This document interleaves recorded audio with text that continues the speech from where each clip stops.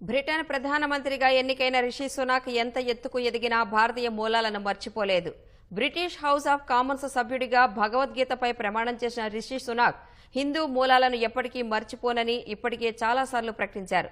తన అత్తమామలు ఇన్ఫోసిస్ నారాయణమూర్తి, సుధామూర్తి సాధించిన ఘనతల పట్ల ఎంతో గర్వపడుతున్నానని గతంలో స్పష్టం చేశారు.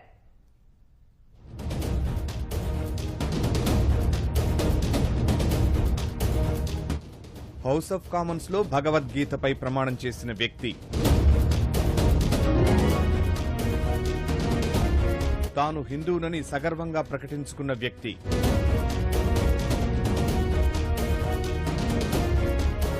బ్రిటిష్ ఇండియన్ని అని చెప్పుకునేందుకు గర్వపడతానన్న వ్యక్తి, భారత్ను 100 ఏళ్లు పాలించిన దేశానికి ప్రధానిగా ఎన్నికైన వ్యక్తి రిషి సునాక్ గతంలో ఇచ్చిన అనేక ఇంటర్వ్యూల్లో తాను ఆచరణాత్మక హిందువునని ధైర్యంగా చెప్పారు. బ్రిటిష్ హౌస్ ఆఫ్ కామన్స్ సభ్యుడిగా భగవద్గీతపై ప్రమాణం చేశారు. జనాభా లెక్కల సేకరణకు వచ్చిన అధికారులకు ఇచ్చిన పత్రంలోనూ బ్రిటిష్ ఇండియన్ కేటగిరీ మీద టిక్కు పెడతానని రిషి సునాక్ ఎలాంటి బెరుకు లేకుండా ప్రకటించారు. తాను పూర్తిగా బ్రిటిష్ వాణ్ణి అని, అయితే సంస్కృతి రీత్యా తాను భారతీయుణ్ణని, హిందువునని బాహాటంగానే వెల్లడించారు.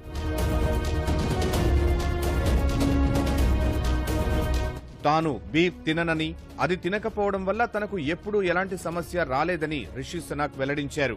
అమెరికా రాజకీయ జీవితంలో మతం విస్తరించి ఉందని, కానీ ఇంగ్లాండ్లో అలాంటి పరిస్థితి లేదని తెలిపారు. 95% శ్వేత జాతీయులు ఉన్న రిచ్మండ్ నుంచి తాను వరుసగా బ్రిటిష్ పార్లమెంటుకు ఎన్నిక కావడమే బ్రిటన్ వాసులు విశాల హృదయులు అనడానికి నిదర్శనమని రిషి సునాక్ ఎప్పుడూ చెబుతూ ఉంటారు.